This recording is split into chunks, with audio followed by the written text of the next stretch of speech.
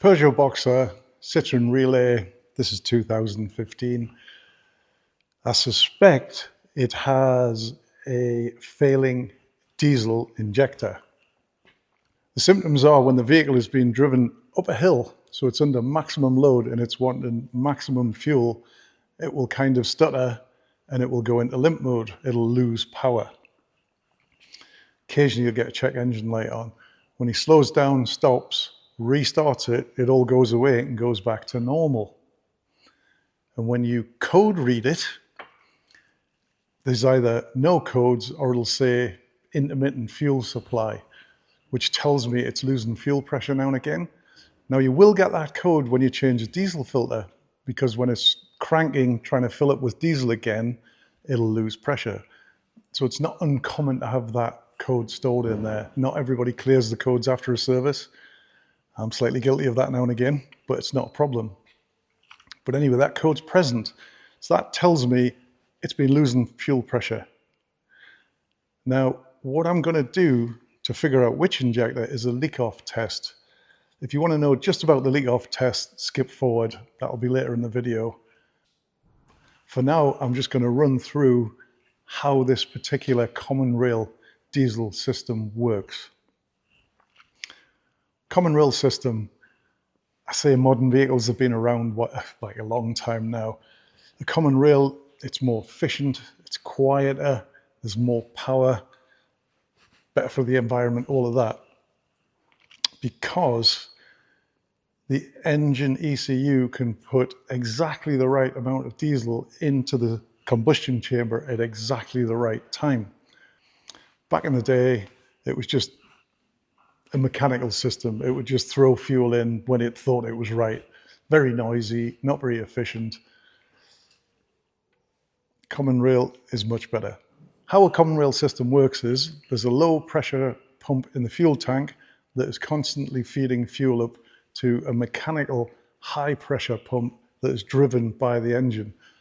Now that creates massive pressure, something like 15,000 bar or more, which sounds ridiculous, but that fuel is in a very small, narrow space, so it can build pressure safely. That pressurized fuel sits in a rail, the common rail. That rail is fed directly to each injector, so that pressure is sitting in the injectors waiting to be used. When the ECU decides it's the correct time, it'll open the injector with, I guess, like an electrically controlled solenoid.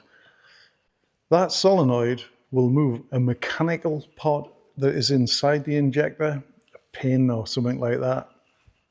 Be some sort of push rod with a pointy end, which will give a nice spray pattern into the vehicle and give it exactly the right amount.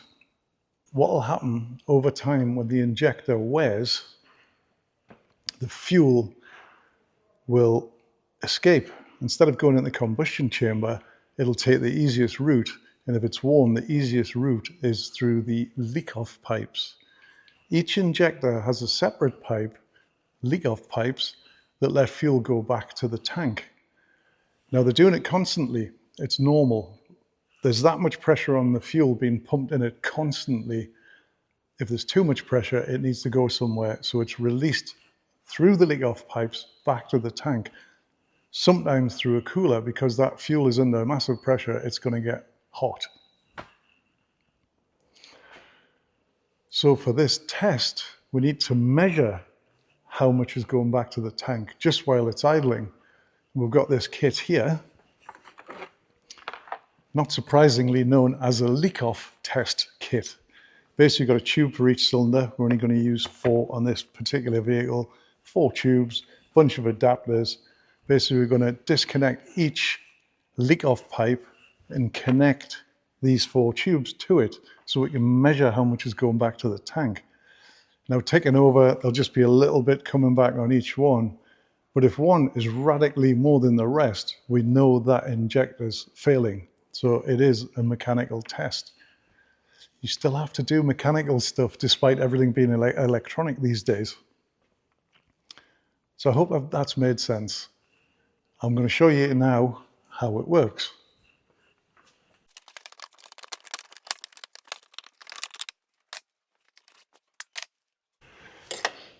Okay, there's our injectors, 1, 2, 3, 4.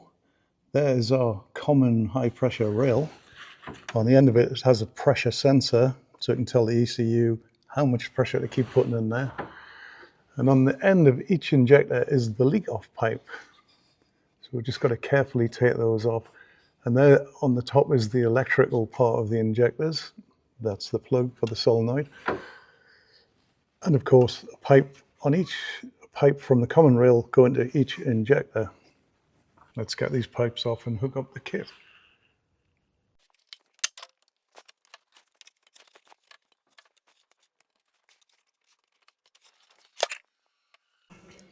On this particular vehicle, they're just little clips pushed into a hole that secure the pipes, so these are quite easy to get at.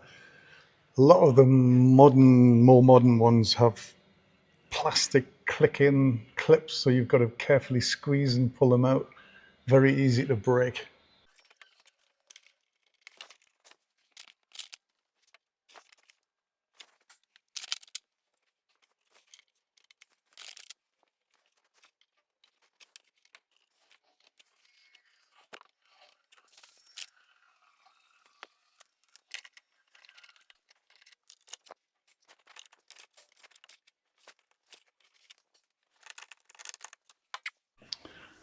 Okay, that's it set up. It's a very low pressure side, so we don't have to worry about safety on this. Each pipe is just pushed on. It should just trickle back to the tank. The other side of the injector is a different story. You don't go anywhere near those if they're out. You never reconnect them. You never start the engine because it will cut your fingers off. Anyway, I've connected that to number 1, number 2, number 3, number 4 cylinders. So we'll just ignore the N2 there for a 6-cylinder engine. This is a 4-cylinder engine. So I'm just going to start it up now and we'll just observe how much fuel goes into each.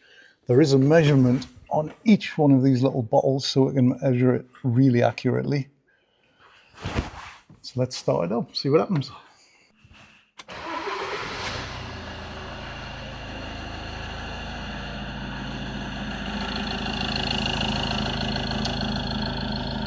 It'll take a little while for the diesel to get up the tubes.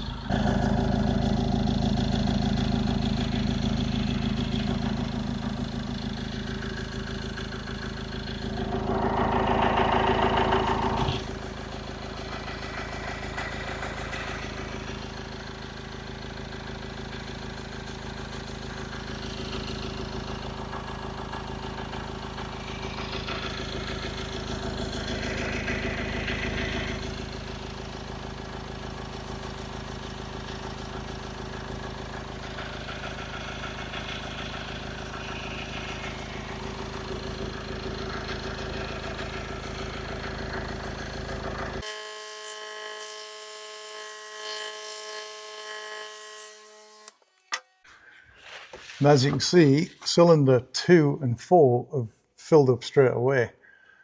Now, number 1, the leak-off pipe was leaking, ironically. I've sorted that out.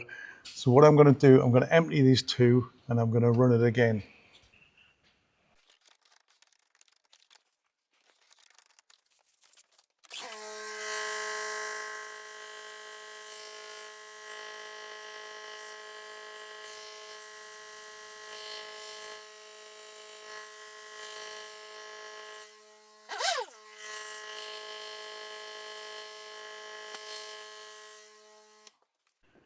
So you can see there's a little bit number 1, a lot out of number 2, hardly anything out of 3, and a lot out of 4.